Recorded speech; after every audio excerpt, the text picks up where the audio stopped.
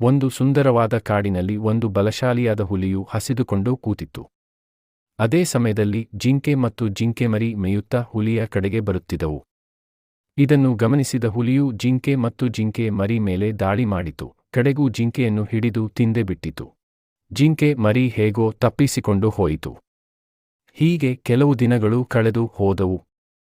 ಆಗ ಹುಲಿಯು ಒಂದೇ ಮಲಗಿರುವಾಗ ಬೇಟೆಗಾರ ಹುಲಿಯನ್ನು ಬೇಟೆಯಾಡಲು ಬಂದಿದ್ದ. ಇದನ್ನು ಜಿಂಕೆ ಮರಿಯು ನೋಡಿತು.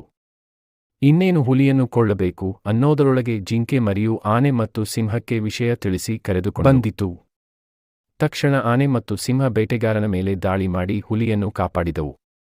ಹುಲಿಯು ಜಿಂಕೆ ಮರಿಗೆ ಹೀಗೆ ಹೇಳಿತು, ನಾನು ನಿನ್ನ ತಾಯಿಯನ್ನು ಕೊಂದು ತಿಂದರೂ ನೀನು ನನ್ನ ಕಾಪಾಡಿದೆ.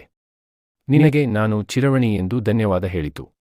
ಸಿಂಹ, ಹುಲಿ, ಆನೆ ಮತ್ತು ಜಿಂಕೆಮರಿ ಎಲ್ಲವೂ ಸ್ನೇಹಿತರಾಗಿ ಬದುಕಿದರು. ಇದರಿಂದ ನಿಮಗೆ ಏನು ಅರ್ಥ ಆಯಿತು ಅಂತ ಕಮೆಂಟ್ ಮಾಡಿ.